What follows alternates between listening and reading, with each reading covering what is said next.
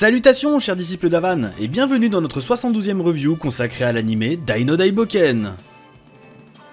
Cet épisode intitulé Le Dernier Coup Porté a été diffusé le 5 mars 2022, et couvre la fin du combat final entre Dai et Adlar, ainsi que de l'éruption de la faucheuse.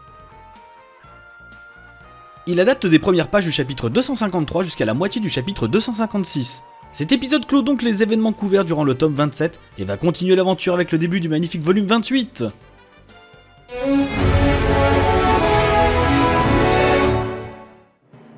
Bonjour, ici le staff. Cet épisode a été réalisé et storyboardé par Kazuya Karasawa lui-même, le réalisateur en chef de la série.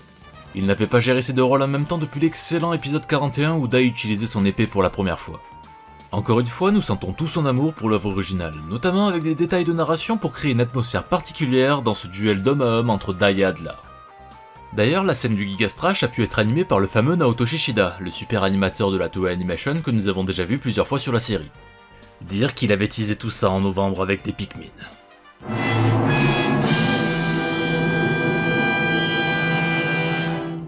La partie B dégage également une particularité, avec un contraste sur la beauté de la princesse et le désespoir de la situation. La direction de l'animation est assurée par le vétéran Yoshiyuki Ichikawa. Monsieur Karasawa est très heureux de pouvoir de nouveau collaborer avec lui, car ils ont déjà travaillé ensemble sur Toriko. Et pour finir, la supervision a été confiée à Kozue Kobatsu. Allez, il est temps d'analyser cet épisode 72 qui restera dans les mémoires. Gigastrash!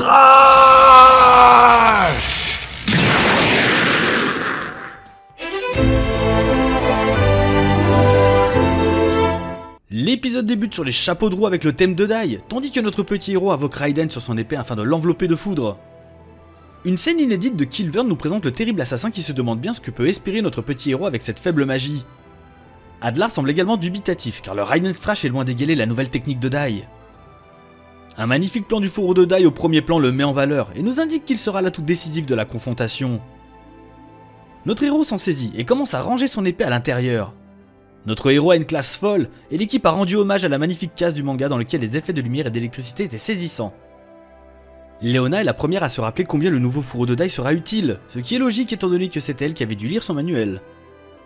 Le secret de ce fourreau forgé par Lundberg est de pouvoir charger les sorts et de leur faire atteindre leur charge maximum. Les dessins accompagnant les explications de Dai sont vraiment réussis et l'aspect électrique de sa lame parfaitement retranscrit. De plus, son regard plein de détermination adapte avec brio les planches d'origine. Adlar réalise que grâce à cette méthode, Raiden deviendra Gigadane, le sort de foudre utilisé par Baran. L'épisode ternit les couleurs pour traduire les pensées de l'Archifiélon et reprend ainsi cette caractéristique de la case d'origine. Alors que l'épée est introduite dans son fourreau, un son nous indique le début de charge. Ce son était aussi présent par l'intermédiaire de textes dans le manga, mais quelle incroyable sensation de l'entendre maintenant.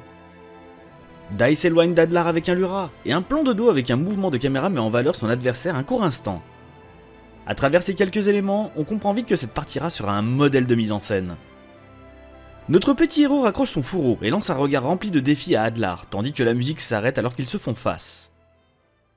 Le dernier échange de coups se profile, et le plan reprend la double page du manga. La disposition des cases y était très intéressante, puisqu'on le pouvait voir en haut le duel entre les deux adversaires, et en bas le reste de la troupe qui discutait. Cela permettait aussi d'ajouter du dialogue tout en maintenant la tension du combat. Leona pense que Dai s'est éloigné pour gagner un maximum de temps, étant donné que son fourreau prend 10 secondes avant de charger son sort au maximum. Cependant, Hop est certain qu'il l'a fait pour les protéger des dégâts de sa prochaine attaque. Comme souvent dans le manga, un fond noir accompagnait notre magicien pour illustrer ses explications et les moments de flottement. D'incroyables plans harmonie illustrent les deux adversaires, et il est rare de voir ce type de design en plein milieu d'un épisode, ils sont souvent réservés à la fin pour marquer du suspense. Ici, ils permettent de montrer toute la tension, et quel incroyable cadeau de la part de l'équipe, c'est de toute beauté. Adlar pourrait facilement attaquer Dai maintenant, mais il souhaite qu'il puisse lui aussi utiliser tout son potentiel. Dans le manga, le regard d'Adlar était caché par des ombres, afin de mieux mettre en valeur son introspection. Le regard de Dai est quant à lui magnifiquement retranscrit, avec un mélange d'anxiété et de détermination, car il a lui aussi conscience que l'Archifiélon pourrait parfaitement débuter son assaut immédiatement. Mais Adlar a trop changé, et veut un combat à la loyale, le combat de la fin de son existence. Il concentre alors lui aussi sa puissance, et le plan est incroyable, avec de superbes effets de chaleur émis par ses épaulettes. L'épisode se paye même le luxe de proposer un impact frame tandis que l'aura de l'ancien roi du mal explose. Le manga n'était pas en reste à ce moment, avec une planche incroyable d'Adlar qui se préparait à son dernier assaut. Chaque seconde qui passe donne lieu alors à un nouveau plan, et la tension est palpable.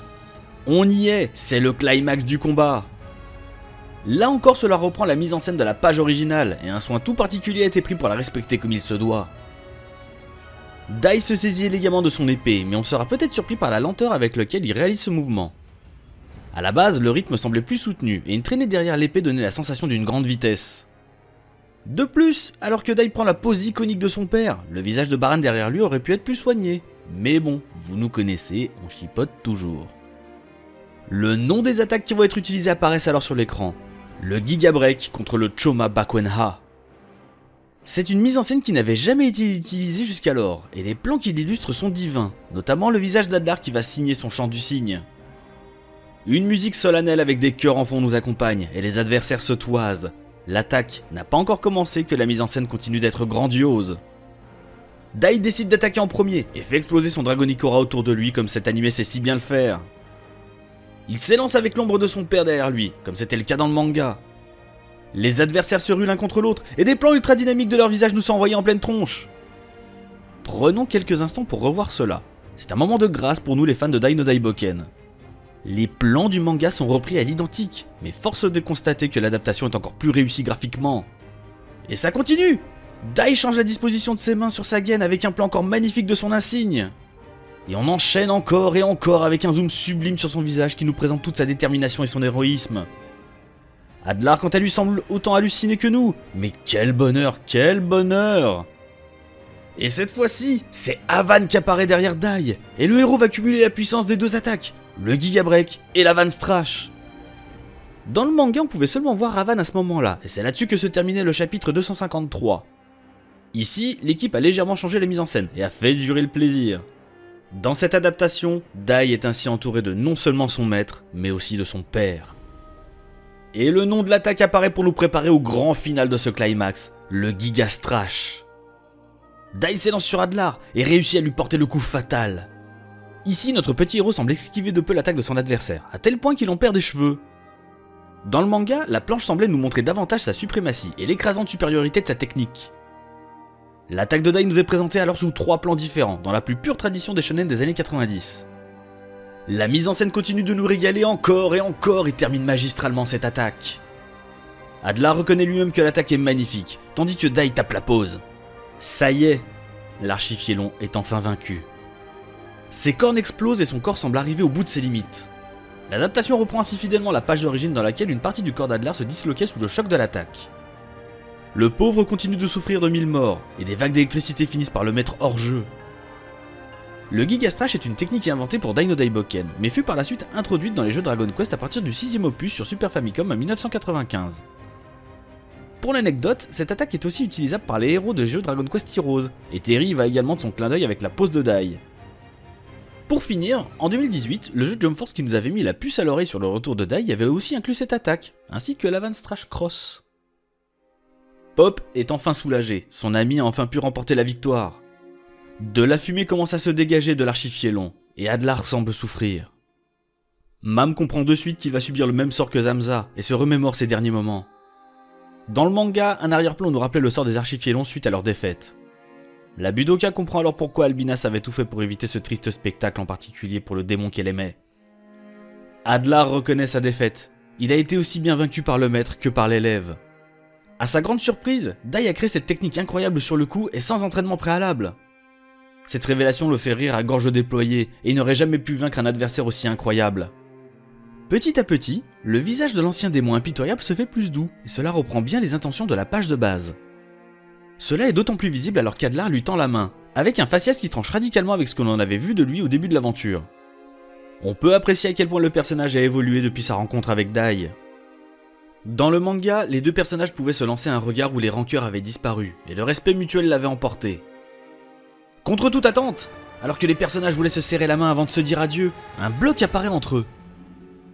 8 autres blocs les entourent, et un son de flûte se fait entendre. Dans le manga, on pouvait voir une petite note de musique à côté de Yunkel pour mettre en exergue cette interruption musicale. Le responsable est bien sûr Kilvern, qui prépare un terrible piège. Mais Dai est incapable de bouger après son combat. 8 flammes infernales entourent Dai et Adlar et se concentrent alors sur le bloc central.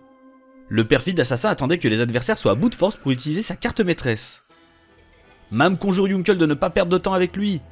D'ailleurs, dans le manga, elle semblait plus inquiète et touchait son frère d'armes, tandis qu'ici, elle reste plus éloignée. Kilvern explique alors le principe de son piège basé sur le 9 de carreau, un tourbillon de flammes qui réduit tout ce qui s'y trouve à néant. Ce piège est vraiment bien adapté et la mise en scène autour de l'assassin est bien retranscrite. Alors que l'on pense que tout est perdu et que l'écran devient noir sous les rires de la faucheuse, la voix de Pop se fait entendre. Le mage a flairé le plan machiavélique et protège Dai avec 2 Yanaruko. Le plan du mage reprend bien l'esthétisme de la planche de base, qui clôturait le chapitre 254, mais aussi le tome 27 de l'aventure. Lui vivant, il ne laissera plus Kilvern manigancer dans l'ombre. On vous laisse imaginer la torture qu'a représenté cette attaque de fin de tome à l'époque. Et contre toute attente, Kilvern s'enfuit du champ de bataille. Malgré son QI de 9000 unités, Yunkel ne comprend pas pourquoi, et sans le coup fourré. Malgré son courage et sa magie, il devient très difficile pour Pop de retenir les flammes de l'enfer, et on peut bien sentir la pression qu'elles exercent sur lui. Le Yadaruko de Leona reste aussi inefficace à l'extérieur. Malheureusement, comme sa magie n'est pas aussi puissante que celle de Pop, elle ne peut pas éteindre les flammes. L'équipe semble être au bout de ses capacités. 4 pages du manga ont été supprimées à ce moment, et nous allons résumer rapidement. On pouvait voir la faucheuse retourner auprès de Vern. Celui-ci disait qu'il ne pensait pas qu'il se précipiterait sur le champ de bataille, et qu'il s'était décomposé devant la puissance de Dai et Adlar. Kilvern osait alors lui répondre que lui aussi avait blêmi face à leur confrontation. Et oui, difficile d'imaginer le dieu du mal accepter qu'on lui parle sur ce ton, et pourtant c'est ce qu'il s'y passait. Kilvern disait alors que la capacité d'évolution de Dai était incroyable, et qu'il avait pris la liberté de s'en débarrasser par loyauté envers Vern. Le dieu du mal approuvait sa décision de tuer cette menace dans l'œuf, mais il s'était surpris que l'assassin soit reparti sans avoir terminé le travail. Kilvern révéla alors qu'il disposait d'un jeu de cartes reflétant tout un tas de pièges, et que le 9 de chaos était l'un des plus terribles. Kilvern est aussi revenu pour mieux apprécier la situation, car il est certain que la partie était terminée pour nos héros. Dans la version française de Tonkam, voici ce qu'il pouvait dire avec une planche présentant un regard sadique très perturbant. J'aime l'expression des humains à l'agonie. Comme leur vie est très courte, ils prennent leur mort beaucoup plus au sérieux que nous les démons. Je parie que vous aussi, vous avez envie de les voir pieds et poings liés, alors que leurs amis vont mourir sous leurs yeux. Dans ces moments-là, leurs visages se tordent de douleur, de tristesse, de détresse infinie. C'est très dommage de ne pas avoir gardé au moins cette partie, car cela permettait d'augmenter la tension autour de la situation, et surtout de mettre en lumière à quel point Kilvern est un psychopathe. De retour sur le champ de bataille, et comme la magie de Leona ne peut rien faire pour les aider, Yunkel tente le tout pour le tout, et utilise un grand creuse contre le tourbillon de flammes. Le plan de notre BG équipé de sa lance respecte à la perfection la case de base, ainsi que le design très réussi de Mam à ce moment-là. Décidément, l'épisode est vraiment très beau, et a dû nécessiter un soin tout particulier. Une remarque de Pop est néanmoins passée à la trappe, dans laquelle il disait qu'il ne pouvait pas bouger et qu'il ne pouvait pas faire attention à l'effet de l'attaque. Comme Yunkel est probablement un peu jaloux de la partie A de l'épisode, il nous propose un superbe faciès et un magnifique grand creuse pour attirer l'attention vers lui. Il est toutefois un peu dommage que son visage au moment de l'attaque soit caché par la lumière émise. En comparaison, la planche de base le mettait un peu plus en valeur. Ceci dit, l'effet de l'attaque est vraiment impressionnant et la sensation de choc très bien adaptée. La violence de l'attaque était à la base couverte sur une double page impressionnante. Le grand creuse n'a malheureusement aucun effet, et la déconvenue de Yunkel est accentuée par un plan de dos le laissant seul face à son échec. Le contre-coup de son attaque est très difficile à encaisser, et il en perd l'équilibre. Dans le manga, on pouvait voir son visage et son regard perdre ses pupilles face à ce tourbillon impossible à défaire. Pop hurle qu'il n'y a aucun changement, et une musique nous enveloppe de son pessimisme. Que faire pour les aider? De son côté, Kilvern se réjouit de leur détresse. Le dieu du mal lui réplique qu'il est décidément le plus sadique des enfers. C'est sur ces paroles que le chapitre 255 se terminait. Nos héros ne comprennent pas comment sauver leurs amis. Même l'intelligence supérieure de Yunkel ne suffit pas, et il pose symboliquement un genou à terre. Il aurait très bien pu tuer Kilvern pour mettre fin au piège, mais il se trouve désormais dans les tréfonds du palais. Mam cherche malgré tout à trouver une solution, et propose d'utiliser Minacator. Malheureusement, le palais est déjà sous son influence, et cela ne servira à rien de le relancer une deuxième fois. Dans le manga, la différence de visage entre l'optimisme de Mam et le visage fermé de Leona ainsi que celui de Yunkel était frappant. La pauvre Budoka comprenait petit à petit à quel point la situation était impossible à résoudre. Ce sentiment de désespoir est aussi bien amené dans cet épisode, avec un plan de caméra partant à la princesse pour retrouver Yunkel au premier plan. Le bruit sourd du tourbillon emplit les lieux, tandis que les 3 survivants ne peuvent rien faire. Même si elle tente de garder son sang-froid et de réfléchir, Leona serre son poing jusqu'au sang, et Mam s'en veut de lui avoir reproché son calme. La Budoka lui porte alors un regard particulier, ce qui reprend la planche originale du manga où son regard était vraiment marqué. Malgré tout, Mam ne peut se résoudre à laisser Dai et Pop. Elle fonce contre le tourbillon et enchaîne les coups avec toute l'énergie qui la caractérise. Malheureusement, c'est peine perdue. Dans le manga, un fond noir entoura alors Yunkel, qui indiquait que si ni les attaques d'Aura ou de magie n'ont réussi à percer le piège, alors la situation est désespérée. De son côté, Kilvern semble apprécier le spectacle et se rit de nos amis. L'épisode se termine tandis qu'une perle de sueur de Dai tombe sur le sol et s'évapore, et que Pop semble décidément bien arrivé au bout de ses capacités. Le combat opposant Dai et Adlar est terminé, mais contre toute attente, le suspense reste à son comble pour la survie de nos héros. Comment vont-ils bien pouvoir se sortir du piège du terrible Kilvern? Ce sera sans l'ombre d'un doute un épisode à ne pas rater.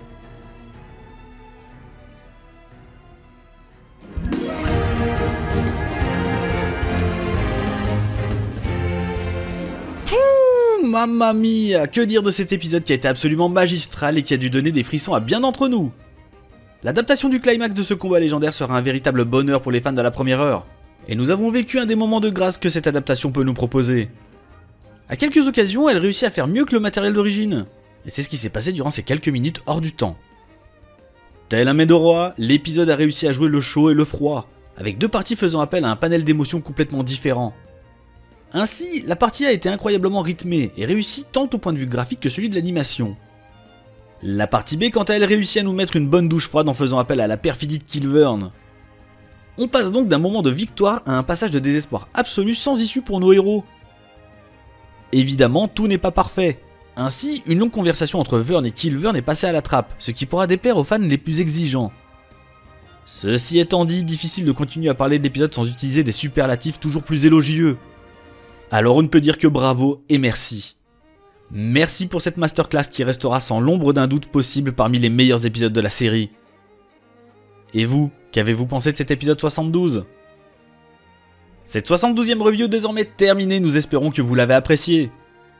Si vous aimez nos vidéos et que vous voulez nous aider dans notre grande aventure, vous savez ce qu'il vous reste à faire pour nous donner le courage de continuer.